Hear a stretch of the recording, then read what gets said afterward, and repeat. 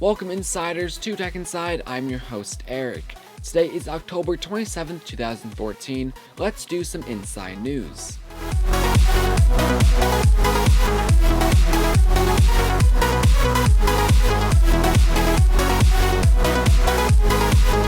So let's first power through some Apple news. So the iPhone 6 and the 6 Plus both have a technology called NFC.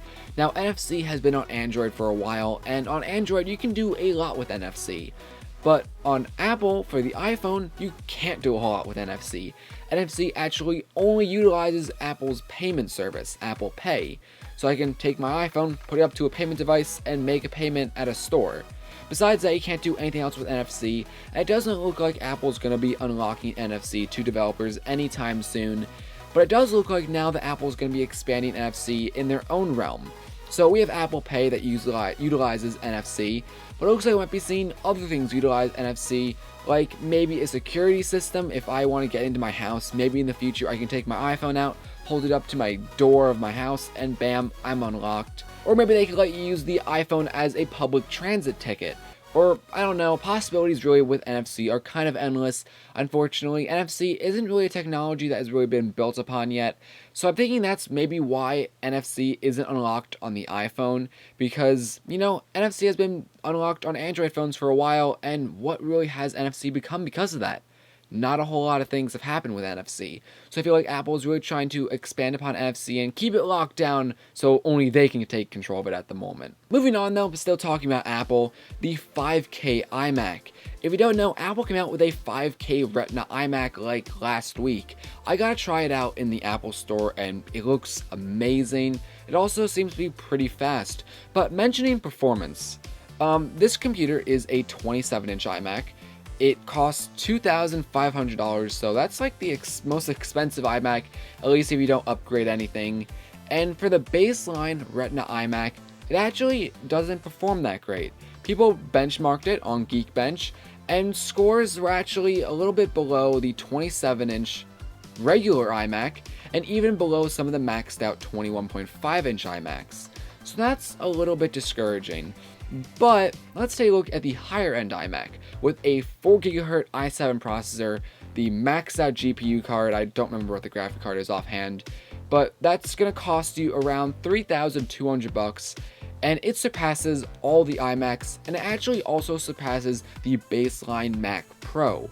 And that's pretty impressive, pretty nice, especially for it still powering a giant 5K display. And to mention pricing here, the iMac will cost you around $3,200 for the maxed out one, like I said, but the Mac Pro will cost you around $3,000 just for the computer. And you still have to buy a display, and if it's like a 4K or 5K display, that's going to cost you potentially, well, I know 4K displays have been going down in pricing, but still, a really nice 4K display is going to cost you at least $1,000 or around that, $600 to $1,000, maybe even more.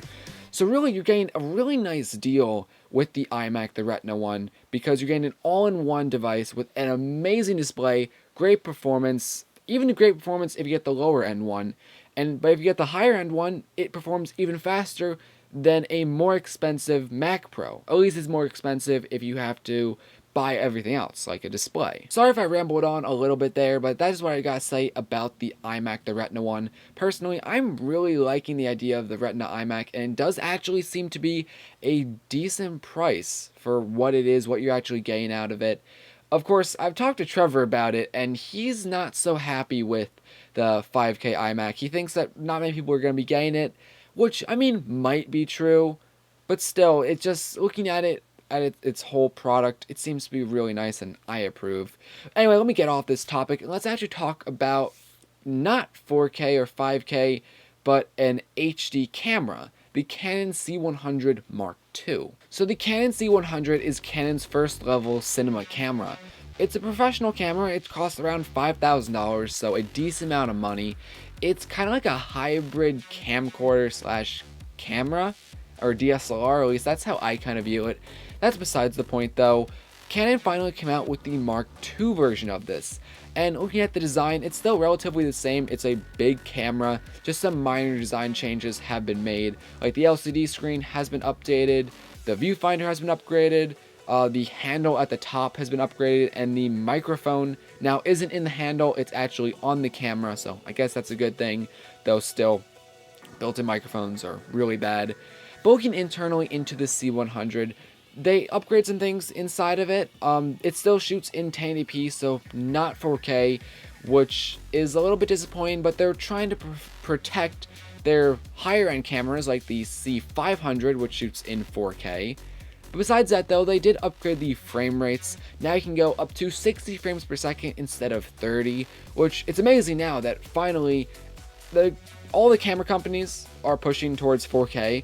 And now Canon is just pushing towards like 60 frames per second video. When other manufacturers have done 60 frames per second video, now they're doing 4K, and Canon's behind in 4K. And I really want to rant on about Canon and how they need to get together and work things out, but I won't do that in this video. They've also added like Wi-Fi into the Canon C100, which, I mean, Wi-Fi itself isn't an amazing feature, but I like it that now Canon's kind of making the Canon C100 a very enthusiastic kind of camera, I guess. I mean, a lot of professionals are using it, but look at like people on YouTube, like Austin Evans, Marquez, not exactly sure who else, but they use Canon C100s, or well, Marquez now has a Red Epic, but like Austin Evans, he shoots with a C100 now, and I guess, I mean, he's not really professional, I would say, in videography, cinematography. I mean, don't get me wrong, he still shoots amazing videos, but I don't consider him a professional because it's not like he's going out and like doing weddings and being hired to do video recording pretty much. He's doing his own videos. So in that case, I kind of view it, because he's doing his own videos, it's more of an enthusiastic kind of view on it. And I feel like Canon C100 has become a very enthusiastic, I'm keep messing up with this word, I'm sorry. But it's becoming a camera that a lot of people that really aren't professionals are using, and Canon's kind of adapting to that. Besides 4K, but I'm not going to cover that. Anyway, with me now not ranting on or stumbling or whatnot, the Canon C100 Mark II basically has the same CMOS sensor as well as the same processor, which is both good and bad. The C100 got great image quality, great low light. It's just that now the C100 Mark II isn't going to be getting anything better. It's going to be the same as the C100.